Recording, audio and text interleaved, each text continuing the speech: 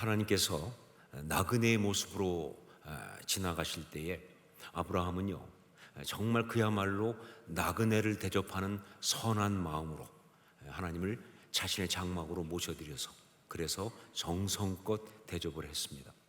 자, 그 후에 이제 그 나그네들이, 정확히 말하면 하나님의 사자들이죠, 일어서서 원래 가려던 곳으로 이제 가게 됩니다. 그런데 아브라함은요, 그냥 보내지 않고 끝까지 섬기는 그런 마음으로 그들을 배웅하게 되죠. 아마 이 모습이 하나님 앞에 하나님을 굉장히 감동시킨 것 같아요. 그래서 하나님은 그 아브라함을 보면서 이렇게 말씀하십니다.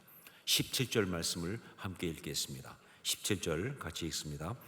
여호와께서 이르시되 내가 하려는 것을 아브라함에게 숨기겠느냐. 이게 무엇을 말하는 것인가? 그렇습니다. 하나님은 지금 소돔과 고모라를 심판하시고 멸망시키려는 그 계획을 당신의 사람 아브라함에게 이제 이야기하고 계시는 거예요. 즉 하늘의 비밀을 아브라함에게 이제 이야기하고 계시는 거예요. 자, 그러면서 이제 우리가 잘 알고 있는 유명한 이야기가 시작됩니다. 소돔과 고모라를 놓고 하나님과 아브라함이 했던 그 유명한 딜, 즉 거래, 그것이 바로 이제 펼쳐지게 된 거예요. 성경이 이 부분을 갖다가 굉장히 실감나게 이야기하고 있기 때문에, 그래서 우리도 이 시간 좀 긴 말씀이지만 이 말씀을 직접 읽어보는 것이 좋을 것 같습니다. 우리 23절부터 32절까지의 말씀을 한 절씩 교독하겠습니다. 제가 먼저 23절 말씀 봉독합니다. 아브라함이 가까이 나아가 이르되 주께서 의인을 악인과 함께 멸하려 하시나이까. 그 성 중에 의인 50명이 있을지라도 주께서 그곳을 멸하시고 그 50의인을 위하여 용서하지 아니하시리이까. 주께서 이같이 하사 의인을 악인과 함께 죽이심은 부당하오며 의인과 악인을 같이 하심도 부당하니이다. 세상을 심판하시는 이가 정의를 행하실 것이 아니니이까. 여호와께서 이르시되 내가 만일 소돔 성읍 가운데서 의인 50명을 찾으면 그들을 위하여 온 지역을 용서하리라. 아브라함이 대답하여 이르되 나는 티끌이나 재와 같사오나 감히 주께 아뢰나이다. 50의인 중에서 5명이 부족하다면 그 5명이 부족함으로 말미암아 온 성읍을 멸하시리이까. 이르시되 내가 거기서 45명을 찾으면 멸하지 아니하리라. 아브라함이 또 아뢰어 이르되 거기서 40명을 찾으시면 어찌하려 하시나이까. 이르시되 40명으로 말미암아 멸하지 아니하리라. 아브라함이 이르되 내 주여 노하지 마시옵고 말씀하게 하옵소서. 거기서 30명을 찾으시면 어찌하려 하시나이까. 이르시되 내가 거기서 30명을 찾으면 그리하지 아니하리라. 아브라함이 또 이르되 내가 감히 내 주께 아뢰나이다. 거기서 20명을 찾으시면 어찌하려 하시나이까. 이르시되 내가 20명으로 말미암아 그리하지 아니하리라. 아브라함이 또 이르되 주는 노하지 마옵소서. 내가 이번만 더 아뢰리이다. 거기서 10명을 찾으시면 어찌하려 하시나이까. 이르시되 내가 10명으로 말미암아 멸하지 아니하리라. 자, 여러분, 이 말씀을 읽으면서 무슨 생각이 드십니까? 저는 한때 이 말씀을 읽으면서 굉장히 혼란스러웠어요. 무엇보다 먼저 아브라함, 이 사람 지금 무엇을 하고 있는가 라는 것 때문에, 아니 이 사람 지금 뭐 하고 있는 거야? 하나님께 주께서 의인을 악인과 함께 멸하려 하시나이까 라고 하면서 소돔과 고모라를 구해보려고 간청하는 것은 참 귀한 일이지만, 그런데 그 과정에서 그 숫자를 갖다가 의인 숫자를 50명에서 45명으로 또 40명으로 30명으로 20명으로 10명까지 계속 줄여가면서 그야말로 하나님과 딜을 하고 있는 이 모습, 하나님과 거래하고 있는 이 모습은요, 이거 심하지 않느냐 그런 이야기죠. 어떻게 인간이 하나님과 이렇게 거래할 수 있습니까? 이거 뭐가 잘못된 거 아니냐 하는 것이죠. 아니 이럴 것 같으면 처음부터 10명으로 하든지, 이게 뭐 하는 거예요 도대체? 이런 생각이 들어오면서 상당히 혼란스러웠어요. 그러면서 또한 이해가 안 되는 게 뭐냐? 하나님의 반응이었습니다. 예, 하나님 여기 보니까 다 받아주고 계세요, 그것을. 아니 도대체 하나님은 또 뭐 하시는 거냐 말이죠. 아니 저 같았으면요, 이렇게 나오면 중간쯤에 딱 끊고 고마해라 됐다 할 것 같은데, 하나님은요 그냥 일일이 꼬박꼬박 다 받아주고 계시는 거, 이게 또한 이해가 안 되는 거예요. 하나님 도대체 뭐 하시는 거냐. 무엇보다 이해가 안 되는 것은 바로 성경입니다. 성경은요 이 모든 과정을 그대로 다 기록하고 있어요. 그냥 적당히 뭐 이렇게 요약하는 것이 아니라 그냥 하나하나 다 기록하고 있는데, 이게 또 이해가 안 돼요. 왜냐하면요, 제가 분명히 알지만, 우리가 알지만 성경은 그렇게 한가한 책이 아닙니다. 그렇게 널널하지 않다고요. 근데 이렇게까지 기록하다니 이게 뭐 하는 것인가. 자, 그런데 그런 고민을 가지고 말씀을 다시 읽다가 전 여기서 정말 놀라운 것을 깨닫게 되었습니다.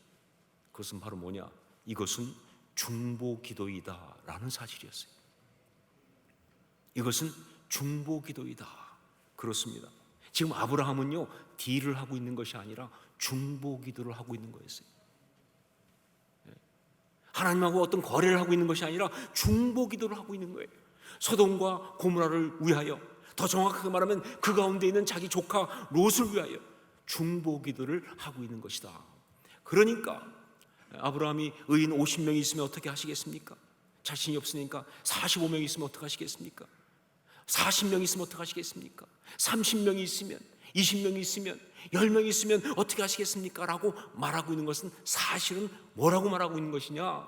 겉으로 볼 땐 그렇게 말하고 있지만 사실은 이렇게 말하고 있는 겁니다. 하나님, 거기 제 조카 롯이 있습니다. 걔 좀 살려주세요. 그 얘기를. 하나님, 거기 제 조카 롯이 있습니다. 걔 좀 살려주세요. 그 얘기하고 있는 거예요. 그러니까 무례한 줄 알지만, 그렇게 말해서는 안 되는 줄 알지만 그렇게 50명부터 10명까지 계속 가는 거예요. 왜냐하면 포기할 수 없으니까. 롯을 죽게 놔둘 수가 없으니까 말이죠. 그러니까 계속 그렇게 매달리는 거예요. 바로 그러니까 하나님은 아브라함의 그 모든 이야기를 다 받아주고 계시는 거예요. 하나님하고 딜하는 것이 아니라 그가 중보기도 하고 있는 것을 아심으로 그 모든 이야기를 중보기도로 들으시니까 다 받아주시는 거예요. 바로 그러니까 성경은 그 모든 이야기를 다 기록하고 있는 겁니다. 예, 이것은 바로 아브라함이 드리고 있는 중보기도니까, 그 안에 중보기도자 아브라함의 그 마음이 가득히 담겨 있으니까 이걸 다 기록하고 있는 거예요. 자, 그런데 오늘 말씀 보면서 또 하나 우리가 절대로 놓쳐서는 안 되는 정말 중요한 것이 하나 더 있습니다.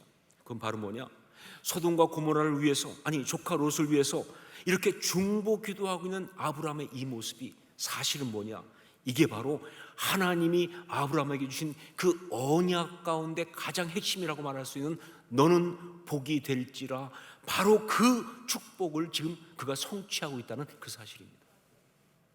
예, 이 중보기도하는 그 모습이 너는 복이 될지라는 그 언약을 이루고 있는 바로 그런 축복이라는, 아브라함의 축복이라는 바로 그 사실이에요. 어떻게 그렇게 말할 수 있느냐? 예, 성경이 그렇게 말하고 있으니까 그렇게 말할 수 있어요. 보십시오. 17절에서 여호와께서 이르시되 내가 하려는 것을 아브라함에게 숨기겠느냐 하시면서 하나님 먼저 이야기를 시작하셨어요. 그러니까 하나님은요 아브라함의 그 신실하고 그리고 정말 선한 마음, 언약의 사람으로 정말 아름답게 사는 그 모습을 보면서 축복하고 싶으셔서, 그래서 아브라함에게 소돔과 고모라의 그 심판과 멸망의 계획을 갖다가 나누신 거예요. 그렇게 해서 아브라함을 하여금 뭐예요? 중보기도를 하도록 유도하신 거예요. 자, 왜 그렇게 하셨느냐? 이유는 바로 뭐냐면요, 그렇게 중보기도하는 그것이 바로 너는 복이 될지라 라고 하는 그 언약을 이루는 바로 그 모습이니까, 그렇게 축복하기 위해서, 그야말로 그런 그 언약이 이루어지는 기회를 주기 위해서 그렇게 하신 것이다. 18절로 19절 말씀을 함께 읽겠습니다. 18절 19절 같이 읽습니다. 아브라함은 강대한 나라가 되고 천하 만민은 그로 말미암아 복을 받게 될 것이 아니냐. 내가 그로 그 자식과 권속에게 명하여 여호와의 도를 지켜 의와 공도를 행하게 하려고 그를 택하였나니 이는 나 여호와가 아브라함에게 대하여 말한 일을 이루려 함이니라. 아멘. 예, 하나님이 아브라함에게 소돔과 고모라의 심판 계획을 말씀하신 것은, 그래서 그로 하여금 중보 기도를 하게 하신 것은 바로 너는 복이 될지라 라고 하는 그 언약이 아브라함에게 성취되게 하려고, 그렇게 그를 축복하시려고 그렇게 하신 것이다, 그런 이야기예요. 여러분, 여기서 우리가 한 가지 알 것이 있어요. 우리가 신앙생활하면서 반드시 알아야 될 건 뭐냐? 우리 하나님은 그 자녀들을 축복하시는 하나님이시다. 어떤 경우에도 하나님은 그 자녀들을 축복하시는 하나님 분이시다라는 사실입니다. 사단 마귀는요, 우리를 시험하고 저주하지만, 그러나 하나님은 우리를 축복하신 분이에요. 그러니까 마귀가 주는 것은요, 그게 아무리 좋아 보여도 물질적 풍요라든가 건강이라든가 어떤 명예라든가 인기라든가 안락함이라든가 즐거움이라든가 어떤 달콤한 어떤 그런 것이라 할지라도 말이죠, 무엇이든지 결국 그건 뭐예요? 저주하는 거예요. 그건 저주하는 겁니다. 우리는 그런 사람 많이 보지 않습니까? 그 많은 물질 때문에 저주받은 사람들을, 그 많은 인기 때문에, 권력 때문에 저주받은 사람들을 많이 보지 않습니까? 예, 마귀가 주는 것은 그게 아무리 좋아 보여도 다 저주하는 거예요. 그러나 하나님이 주시는 것은요, 그게 비록 굉장한 부담처럼 보인다 할지라도, 때때로 정말 감당할 수 없는 고난 같은 그런 것이라 할지라도 말이죠, 하나님은 우리를 축복하기 위해서 주시는 것이다. 믿으십니까 여러분? 예. 하나님은 우리를 축복하기 위해서 주시는 것이다 라는 사실이에요. 네, 오늘 말씀도 하나님이 아브라함을 축복하고 계시는 그런 이야기입니다. 너는 복이 될지라, 그 언약이 이루어지도록 바로 그렇게 하고 계시다 하는 것이죠. 자, 보십시오. 아브라함 덕분에 롯이 살았습니다. 네, 그냥 단적으로 말해서 아브라함 덕분에 롯이 살았어요. 롯은요, 사실 크게 잘못한 것이 없는 것 같지만, 그러나 현실적인 걸 선택하고 세상적인 걸 선택하고 그렇게 하다 보니까 어느새 소돔과 고모라까지 들어간 거예요. 이게 죄 가운데 살아가는 인생의 모습 아닙니까? 그래서 결국은 소돔과 고모라가 멸망당하는 순간 같이 죽을 수밖에 없게 된 거예요. 그런데 그런 상황에서 아브라함 덕분에 그는 거기에서 구원받고 살아난 거예요. 여러분, 이건 저의 추측이 아닙니다. 제가 무슨 말씀을 해석하고 내린 저의 결론이 아니에요. 성경이 정확히 이야기를 하면서 말하고 있는 성경의 결론이에요. 성경의 메시지입니다. 창세기 19장 29절 말씀 함께 읽도록 하겠습니다. 창세기 19장 29절 같이 읽습니다. 하나님이 그 지역의 성을 멸하실 때, 곧 롯이 거주하는 성을 엎으실 때에 하나님이 아브라함을 생각하사 롯을 그 엎으시는 중에서 내보내셨더라. 여러분, 이것이 바로 복이 될지라 라는 언약을 받은 하나님의 사람들이 살아가는 모습이에요. 이것이 바로 너는 복이 될지라 라는 그 언약을 받은 사람이 어떻게 복이 될 수 있는지, 바로 그 구체적인 그 모습 중에 하나예요. 여러분, 우리가 하나님의 사람이라고 한다면, 우리가 예수 그리스도를 주로 믿고 영접하여 하나님의 자녀가 된 그리스도인이라고 한다면, 우리는요, 하나님이 세우신 자리에서 하나님이 주신 사람들을 위한 중보 기도자가 되어야 할 줄로 믿습니다. 무조건. 예, 하나님이 세우신 자리에서 하나님이 주신 사람들을 위한 중보 기도하는 사람, 이게 바로 우리들이에요.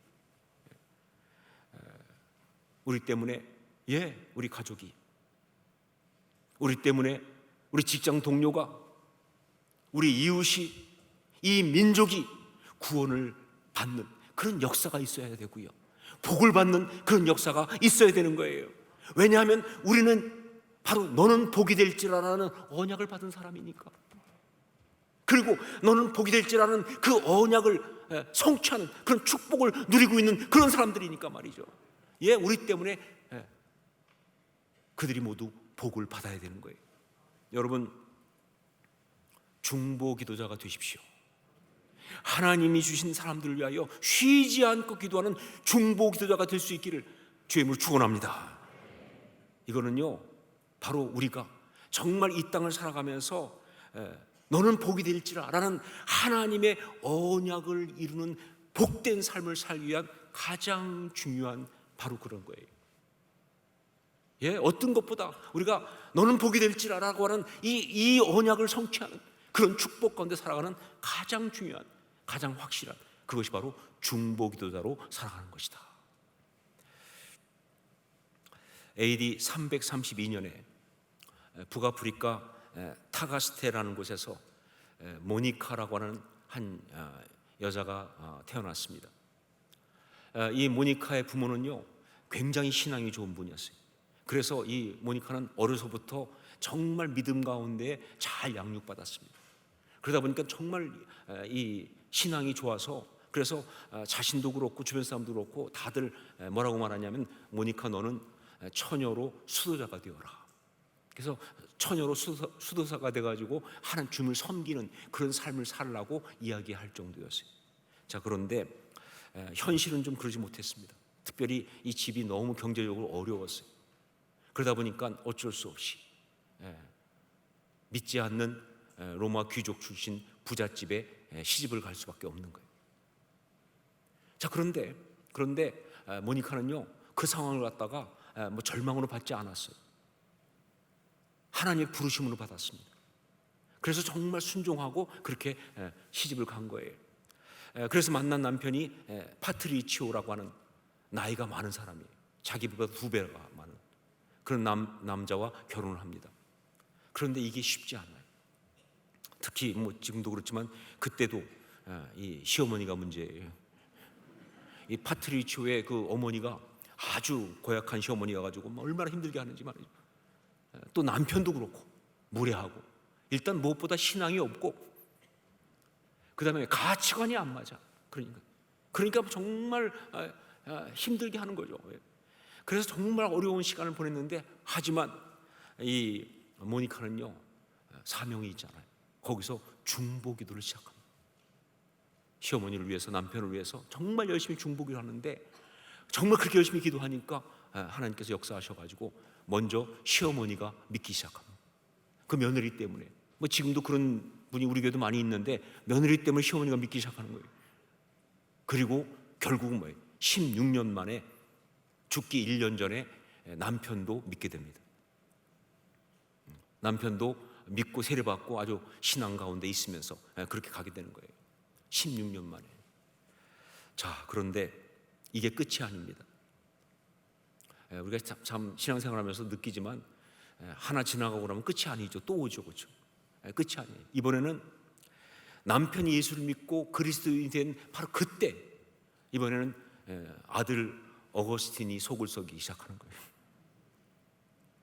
이 어거스틴은요, 모니카에게는 정말 삶의 모든 것일 수 있는 아들이었어요. 잘 신앙 가운데 잘 성장했거든요. 어거스틴에게 참회록 보면 그게 나와요. 어머니는 젖과 함께 믿음을 나한테 주었다. 그렇게 정말 잘 큰 아들이었는데 16살 되었을 때 이 어거스틴을 갖다가 카르타고라는 곳에 유학을 보냅니다. 공부를 잘했어요. 그래서 정말 공부 좀 시키려고 정말 무리해가면서 카르타고에 유학을 보냈는데, 거기서 그만. 공부는 열심히 했는데 완전히 영적으로 망가진 거예요. 인본주의에 빠지면서, 특별히 거기에 마니교라고 하는 그런 종교가 있는데, 이거는 그냥 말만 종교지 그냥 거의 욕망대로 그냥 막 살자 이런 분위기거든요. 인본주의니까 거기에 빠지면서 막 방탕하기 시작합니다. 그래서 나중에 어디까지 갔느냐, 사생아까지 나올 정도로 그렇게 가버립니다. 그렇기 때문에 이 모니카의 치열한 중보기도는 계속될 수밖에. 남편을 위해서 그렇게 오래 기도했는데, 이제는 뭐예요? 아들을 위해서 그렇게 기도하는데, 솔직히 말하면요, 남편의 속썩이는 거하고 아들이 이렇게 속썩이는 것은 차원이 다른 거예요.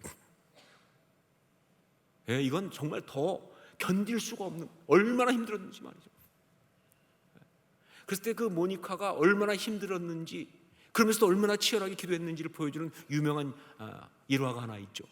그게 바로 뭐냐면, 아들이 하도 그렇게 되니까 아들을 위해서 당대 아주 굉장히 유명한 교부였던 암브로시우스를 찾아갑니다. 가서 그 암브로시우스한테 아들을 좀 어떻게 좀 잡아달라고 부탁을 하면서 막 눈물로 호소하는데, 그때 그렇게 막 얘기한 것을 듣고 나서 이 암브로시우스가 마지막에 이렇게 말합니다. 잘 될 테니까 걱정하지 말고 돌아가라고. 그러면서 한마디 던진 게 뭡니까? 눈물의 자식은 결코 멸망하지 않는다. 그게 유명한 얘기 아닙니까? 눈물의 자식은 절대로 멸망하지 않는다. 그러니까 그 정도로 힘들고 그 정도로 열심히 기도한 거예요. 자, 그런데 정말 하나님이 응답하셔서 그렇게 기도하는 가운데 결국은 16년 만에, 이 집안은 16년 쪽이 주로, 남편도 16년이었는데 아들도 16년 만에 돌아옵니다. 32살 때. 우리가 알고 있는 유명한 톨레르에게 집어 읽으라 했던 로마서 말씀, 그걸 보면서 뒤집어진 거예요. 그 기도가 쌓이니까. 그래서 그 어거스틴이 교회사의 그 유명한 어거스틴이 된 거죠. 자, 그런데 모니카는요, 그 아들이 회심을 하고 돌아온 후 1년 만에 열병으로 죽게 됩니다. 56세 때. 자, 이 이야기를 보면서 여러분 어떤 생각이 드십니까? 모니카, 그 연애의 삶은 저주받은 삶입니까? 아니면 축복받은 삶입니까? 어떻게 보세요? 뭐 관점에 따라 다를 수 있겠지요. 아니, 힘들었겠다. 평생을 그래야 하다니. 아니요, 제가 단호하게 말할 수 있습니다. 모니카는 정말 축복받은 그런 삶을 살았다라고. 그녀는요, 중보 기도로 주님을 가장 잘 섬긴, 어떤 수도사로서 어떤 사역을 위해서 하지 않았지만 중보 기도로 주님을 정말 잘 섬긴 그런 사람이었고요. 그리고 그 중보 기도로 바로 너는 복이 될지라 라는 그 언약의 성취를 맛보며 살아간 사람이니까. 그러니까 뭐 하늘의 상급이 큰 것은 말할 필요도 없지만 이 땅에서도요, 사실은 가장 아름답고 행복한 그런 사람이었다라고 말할 수 있습니다. 너는 복이 될지라. 이 귀한 언약의 삶의 가장 구체적인 모습은 바로 뭐냐? 중보기도 하는 겁니다.